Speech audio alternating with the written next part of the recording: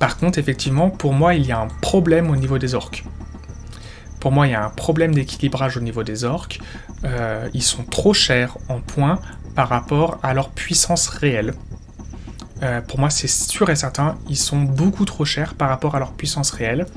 En l'occurrence, je pense pas normal de leur faire payer dans leur coût en points cette règle qui est donc le venin incrusté dans les armes incrustées de venin, qui est qu'en fait, toutes les troupes qui sont Cruel Boys Oruk, donc en fait qui ont les deux mots-clés, et Cruel Boys et Oruk. Donc, en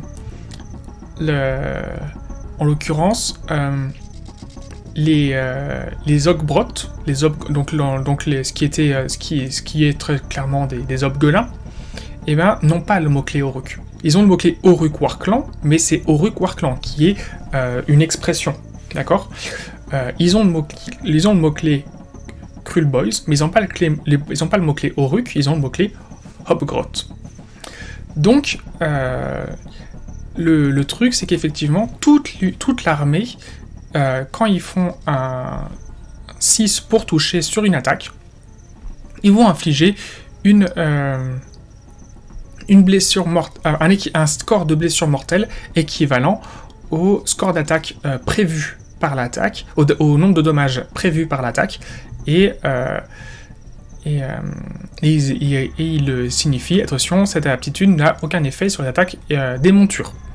Donc actuellement, des montures, on n'a qu'une seule, c'est la fameuse taupe géante, comment il s'appelle, le Great Gnashtooth. Voilà, Great Gnashtooth, donc on va dire la taupe des marais, hein, ou le rat à la capillarité contrariée des marais, le rat imberbe des marais. Donc là, c'est la seule monture qu'on a pour l'instant, on va en avoir d'autres, hein, on l'a vu. Est-ce que le héros qui est monté sur un Trogoth géant, le Trogoth géant, il est considéré comme une monture ? On verra. Bon, je trouve donc pas normal de faire payer ce coût, cette règle-là à l'unité, à l'armée. Alors attention, je n'ai pas dit que les Hogbrot, les Hobgolins, ne pouvaient pas infliger de blessures mortelles. Alors si, ils peuvent pas infliger de blessures mortelles. Eux, ils ont une autre règle qui fait que si le jet de touche non modifié d'une attaque avec une attaque au corps à corps donne un 6, cette attaque vous infligez une attaque supplémentaire. Malgré le fait que dans l'armée, il soit expliqué, enfin dans leur lore, il soit expliqué qu'ils utilisent du venin et du poison sur leurs armes, malgré le fait que ce poison... Alors on va fermer quelques trucs. Malgré le fait que ce poison soit visible sur les figurines, il n'est absolument pas pris en compte dans les règles. C'est dommage. C'est dommage. Hop.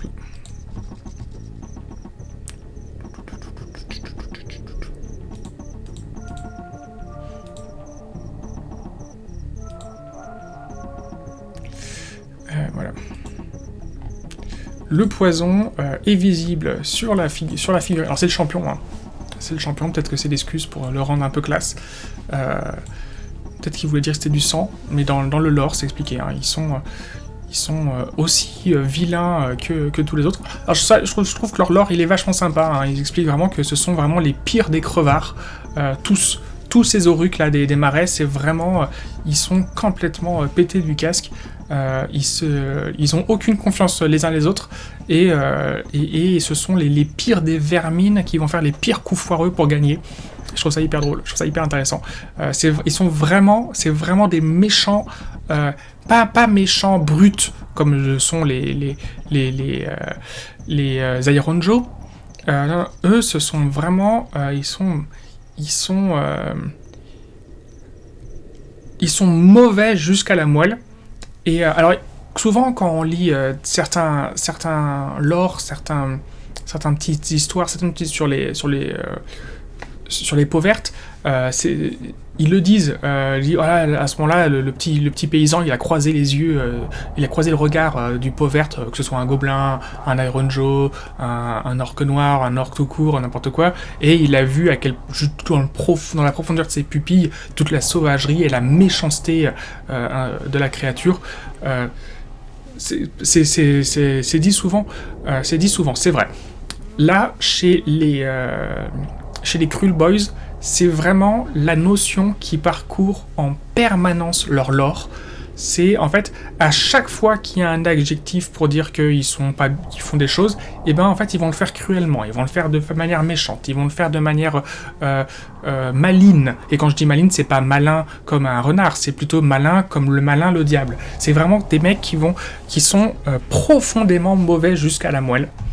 Et donc je trouve ça assez cool que ça ressort dans certaines de leurs règles et que c'est très présent c'est visible sur leurs figurines. Ils ont vraiment des têtes de mecs on sent qu'ils sont méchants, quoi, qui vous veulent du mal. Et tout ça. Vraiment, c'est une armée qui m'a tapé dans l'œil. Je trouve qu'il y a par contre un sacré décalage entre leurs règles et leurs coups en poing. On va reprendre leur unité de base, qui est donc le Gut Trippers, donc en fait les trippers, tout simplement. Les étrippeurs. Donc 10 figurines pour 180 points, ça fait en gros 18 points figurines. On sait qu'il ne faut pas réfléchir en termes de rapport coût de figurine dans l'unité. Mais donc 10 figurines pour 180 points, ça fait un total de 20 blessures pour 180 points. Ok. 20 blessures pour 180 points, vous allez me dire, ouais, c'est l'équivalent que pour des Stormcast Eternal. Et les Stormcast Eternal, et ben, pour les Libérators, imaginons, et bien, si on prend, actuellement, c'est 90 points, 5 Libérators, peut-être que ça va monter à 95 points ou 100 points, je ne leur souhaite pas, ça les déséquilibrerait clairement, parce qu'ils sont clairement en termes de puissance inférieure aux autres troupes de ligne qui sont donc chez les Stormcast Eternal. Actuellement, des troupes de ligne, on en a toujours 4, les Libérators, les Sequitors, les Vindictors, et alors il y en a 5, pardon, et également les Hunters et les Judicators. Judicators si on est dans une armée avec un général Stormcast Eternal, et Hunter si le général est un Lord Aquilor. Et d'ailleurs, du coup, Sequitor si le général est un Arcanum. Du coup, tout ça pour dire qu'en fait, ok, prenons la comparaison avec nos Libérators. Nos Libérators, on va avoir pour 90 points, 90 points, on en a 5, donc on va partir sur 180 points. 180 points, très bien. 180 points, nous avons donc le même score de blessure. Nous avons aussi 10 figurines. D'accord, 10 par 10, d'accord. On va rouvrir nos Libérators.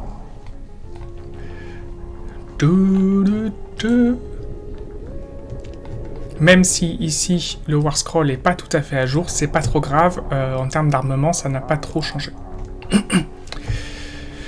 Donc on a la même chose, sachant qu'aujourd'hui les Libérators ont une bravoure de 7. Les Libérators ont une bravoure de 7, là on a une différence de 2 en bravoure, ok. Qu'est-ce qu'ils ont pour eux, du coup, ces fameux Étrippeurs Oruk?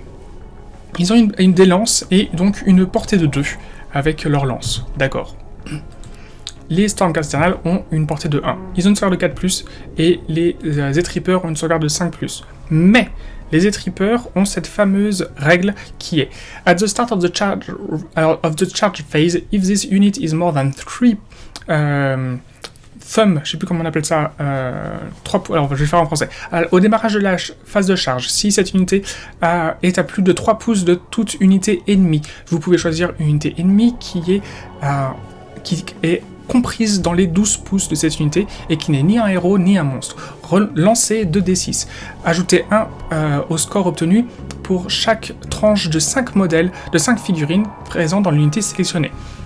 Si le score obtenu est équivalent ou supérieur à la bravoure, au score de bravoure de la figurine de l'unité ennemie, vous pouvez soustraire 1 au jet de touche de cette unité si lors de ses attaques contre votre propre unité d'étrippeur, jusqu'à la fin de la phase.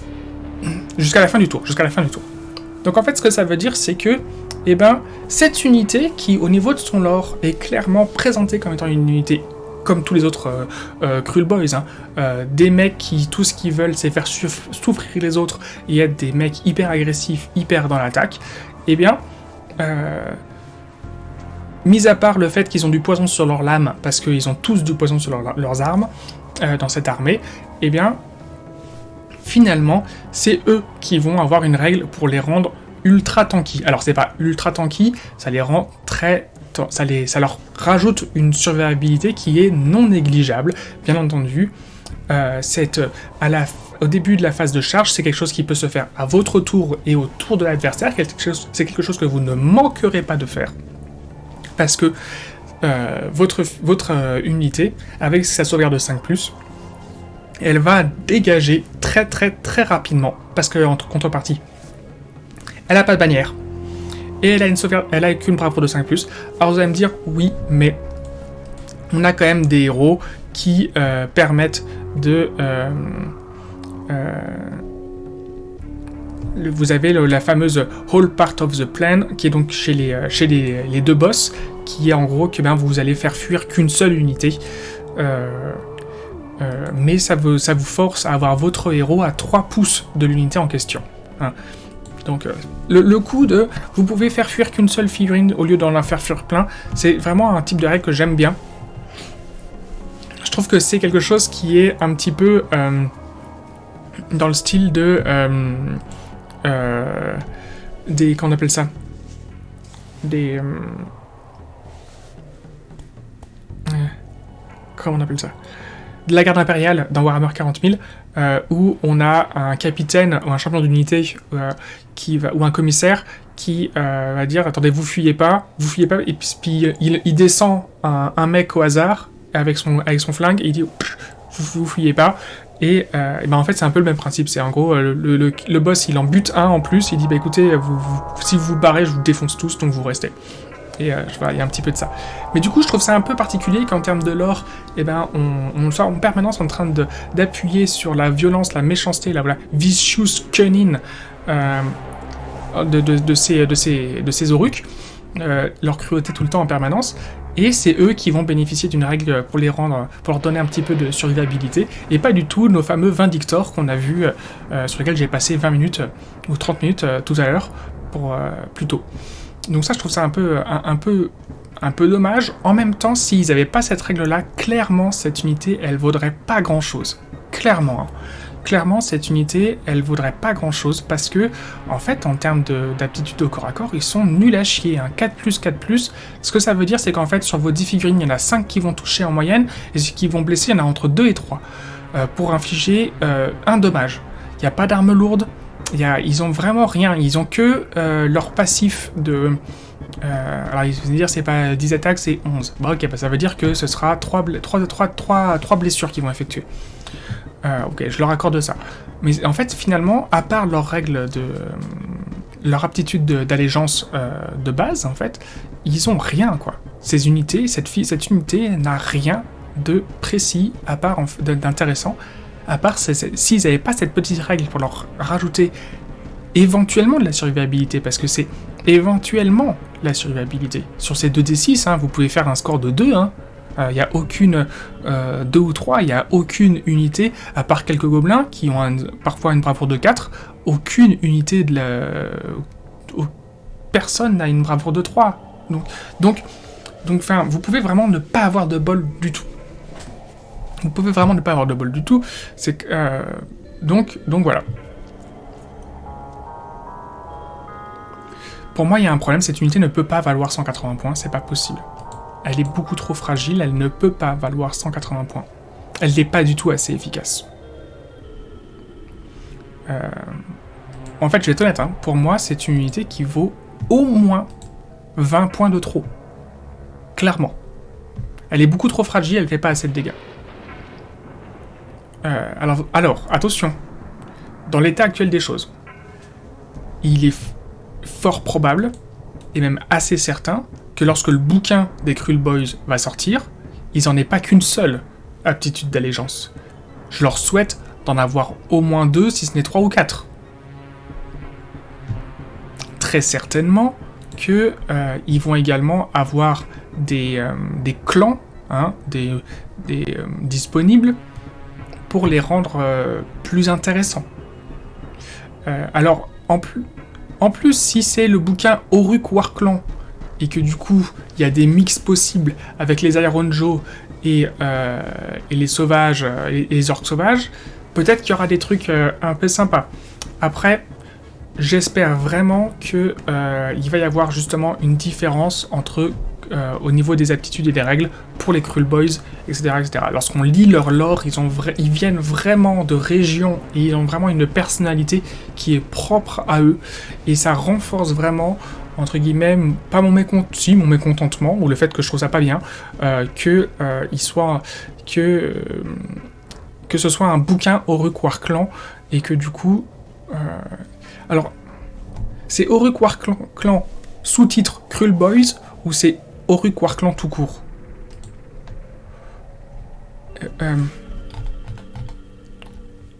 Attendez.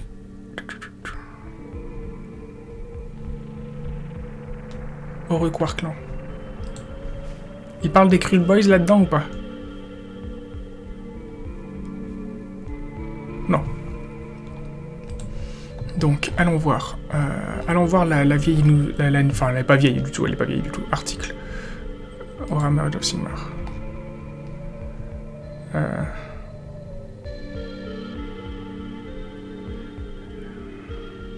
C'est là, c'est dans la preview ici qu'ils ont parlé de... Orruk Warclan. Et si, derrière on voit des Ironjo. Donc ça va être... Donc ils vont tous être dans le même bouquin.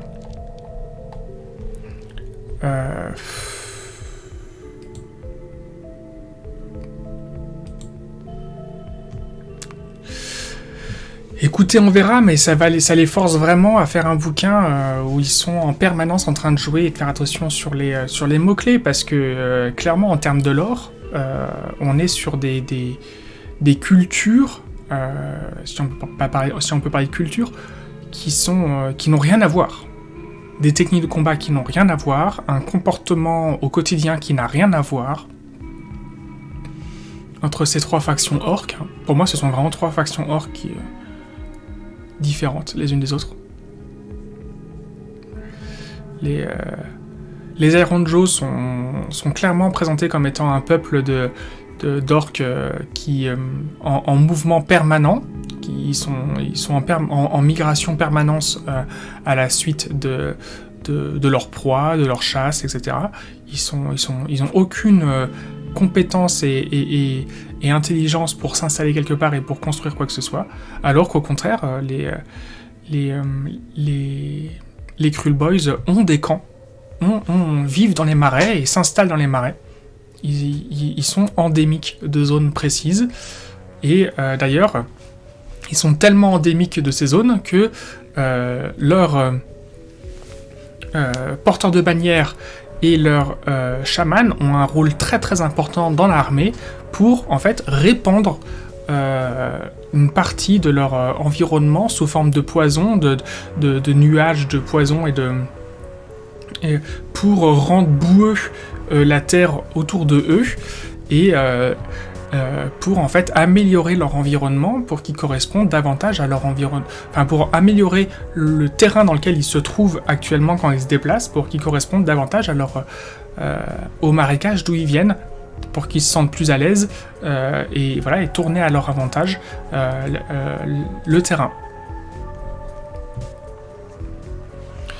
Donc peut-être qu'effectivement on va avoir droit à des règles supplémentaires qui vont améliorer ces unités, mais comme je vous l'ai déjà dit, pour moi, ces règles, ces aptitudes, et notamment en ce qui concerne les clans, les fameux Stormhost, les fameuses chambres, etc., je sais pas comment vous voulez appeler ça, on va dire les clans, les sous-factions, ne sont pas supposées à être prises en compte dans le score de points d'une unité. Alors peut-être que, comme je vous l'ai dit pour les Stormcast Eternal, cette petite page va être complètement redcon, et notamment leur équilibrage en coup en point va être complètement modifié. En l'occurrence, pareil, j'en pense tout autant en ce qui concerne les fameux arbalétriers. 3 figurines pour 120 points, ce n'est pas possible. Ce n'est absolument pas possible de payer 120 points pour 3 figurines qui ont une sauvegarde de 6+, une bravoure de 5 et un score de blessure de 2. Ce n'est pas possible. Et même si ce sont des snipers efficaces, ce n'est pas possible. Leur capacité de survivabilité est proche de 0. C'est juste pas possible. Donc, pour moi, il y a... Leur règle est très très sympa. Mais 120 points pour 3 Gus avec une sauvegarde de 6+, et une bravoure de 5, c'est juste pas possible. Peut-être que va arriver dans le bouquin des unités équivalentes aux Aetherwing, des Vanguard Raptor, leur permettant d'apporter cette survivabilité qui leur manque actuellement. Parce que clairement, c'est ce qui fait la différence entre ces snipers-là et ces snipers-là, c'est la survivabilité. Donc voilà, on peut fermer ça, mais du coup, comparons avec ces snipers-là. Ces snipers-là, ils coûtent 160 points ou 170 points. Non, pas les hurricanes. Oh, tu me casses les burnes. Voilà. Donc strike.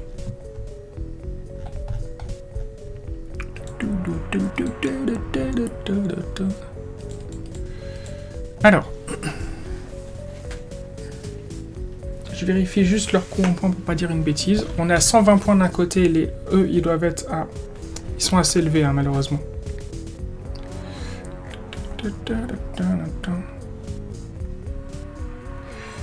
Donc strike, 170 points actuellement. Donc on a quand même effectivement une différence, je dis pas de bêtises, hein, ils sont bien à 120. On a une différence de 50 points. Pour 50 points, sauvegarde de 4+, sauvegarde de 6. Bravoure de 7, bravoure de 5. Ok.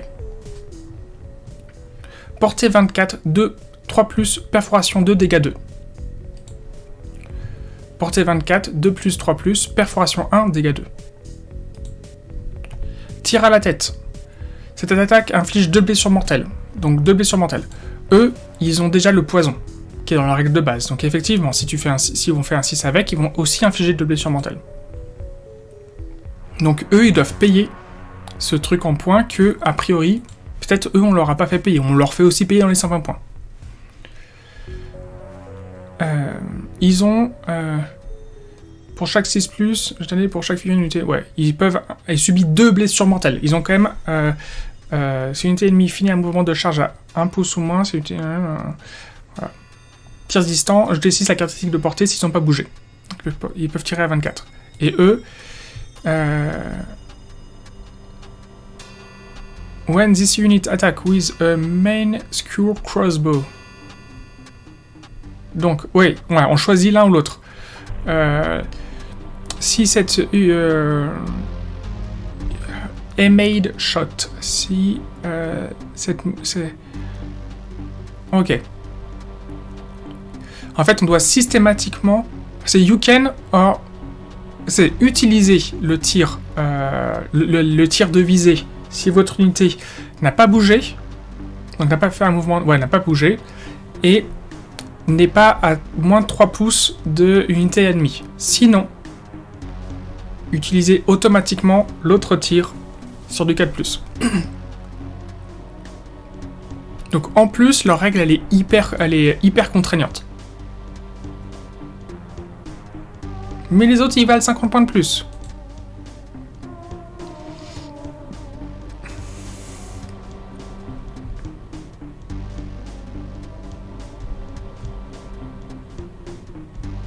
Ils ont le mot-clé Judicator. J'avais oublié. Ça veut dire qu'on peut les mettre dans certains... Ah non, parce que c'est pas encore dans les... Ouais, non, en plus c'est fini. Alors, c'est fini les bataillons. Pff.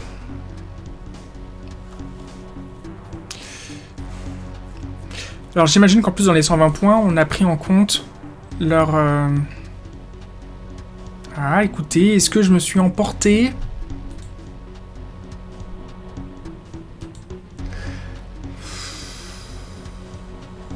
C'est vrai que 50 points, ça fait une grosse différence. Sachant que a priori, ils vont rester à 120 points, alors que il est fort probable que les Vanguard Raptor, que ce soit avec Arbalète Hurricane ou Long Strike, eh ben, ils prennent 10 points, ou 15 points même. Si les points qui ont fuité sont à jour. Donc peut-être qu'en fait, finalement, ces Manskewer Bold Boys sont pas si déséquilibrés que ça, en termes de points. Peut-être qu'à 120 points, en fait, ça le ferait. Pourquoi pas? Pourquoi pas? Peut-être qu'effectivement... les...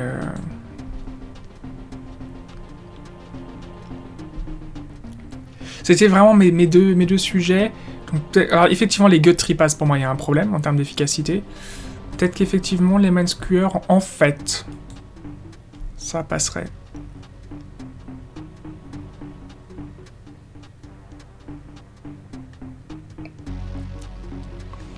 Et on a ici donc les Obguelins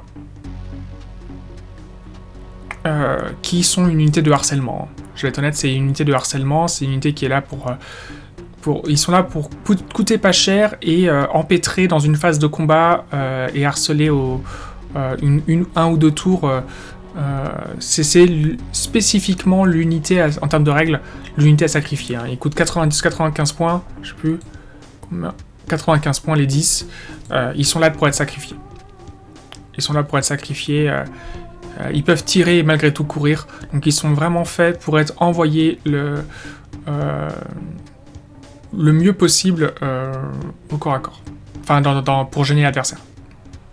Ils vont tuer personne au corps à corps. Même s'ils génèrent des touches supplémentaires, ils n'ont pas de blessure mortelle. Ils vont tuer absolument personne. Éventuellement, si vous les faites courir et tirer, vous aurez une petite chance d'infliger quelques petites touches. Mais dans les faits, ils sont là pour être c'est du pur sac de sable. C'est du pur sac de sable. Et puis après, bon, bah, c'est une armée qui est quand même tellement charismatique. J'ai vraiment hâte de voir les autres règles disponibles. Donc voilà, en gros, hein, ce que j'avais à dire sur ces unités. Un dernier petit avis sur les Praetors. Pour moi, leur problème aux Praetors, c'est ils sont sans aucun doute très très bien. Pour moi, il leur manque soit un petit peu de létalité, soit je leur donnerai un score de blessure de 4.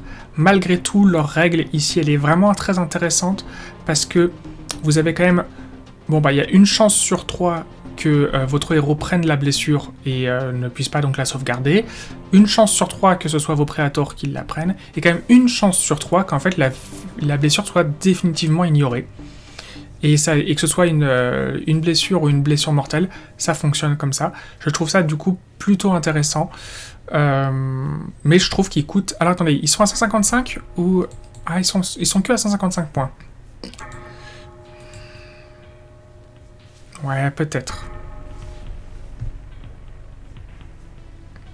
Le problème, en fait, leur défaut, qui pour moi fait que... Il y a un petit souci dans ces 155 points, malgré leurs 10 attaques, hein, parce que du coup, il y a un champion. C'est qu'en fait, cette règle ne fonctionne que s'il y a un héros à côté. Et que si c'est le héros qui se fait taper. Eux-mêmes ne bénéficient pas de la possibilité de se défendre, en fait. Il pourrait y avoir la règle que, toujours quand ils prennent une touche sur la tête, après avoir passé la sauvegarde, sur un 5 ou 6, la blessure est negated, est annulée. Pour moi, c'est la petite aptitude qui leur manque, c'est ça. C'est qu'en fait, quoi qu'il arrive, sur un 5 ou 6, la blessure, là, ce petit truc là ici, là, pour moi, ça devrait être systématique pour eux. Et pas que s'il y a un héros à côté. Après, c'est vrai que d'un point de vue au niveau de leur lore, ces unités, cette figurine, enfin ces figurines, cette unité, n'a aucune raison de sortir sur le champ de bataille si c'est pas pour accompagner un héros. Un héros spécifique, en plus. Parce que dans leur lore, ils sont vraiment là pour suivre un gars. Enfin, ils sont vraiment. C'est vraiment les prétoriens d'un héros, d'un gars. C'est voilà. Et d'ailleurs, c'est tellement les prétoriens d'un héros, d'un gars que en fait, il y a un moment donné où leur cerveau, enfin leur âme, se connecte. Et c'est notamment ce qui justifie le fait de Soul Forged Guardians, que les blessures soient transférées. Alors, non, c'est pas qu'elles sont transférées, c'est que les mecs, en fait, ils vont s'interposer pour prendre la blessure, blablabla. Mais en fait, c'est à tel point que les mecs finissent par penser et réfléchir et adopter la personnalité du héros qui sont supposés protéger. Ils vont devenir ils deviennent un peu, dans la tête, la même personne. Voilà, on a fait le tour. On a fait le tour de la musique. Donc, voilà. Voilà pour ce vlog. Je me suis sans doute pas mal répété. Peu importe. J'espère que ça vous a intéressé, ce que j'avais à dire sur ces unités. Donc vous voyez, finalement, pour conclure, j'ai dit pas mal que... J'ai fini par dire que les choses étaient plutôt bien équilibrées.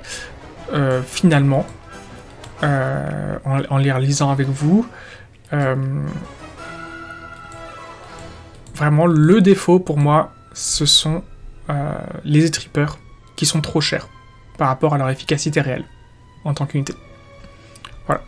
Sinon, pour le reste, finalement, je crois que ça va fonctionner pas trop mal. Donc voilà.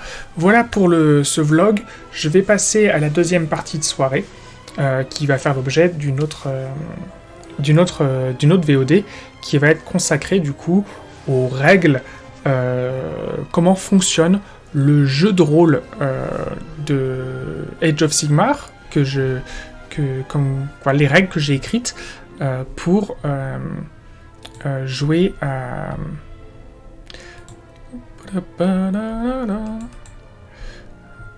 Voilà, donc jeu de rôle, règles et scénarios. On va voir ça dans le prochain...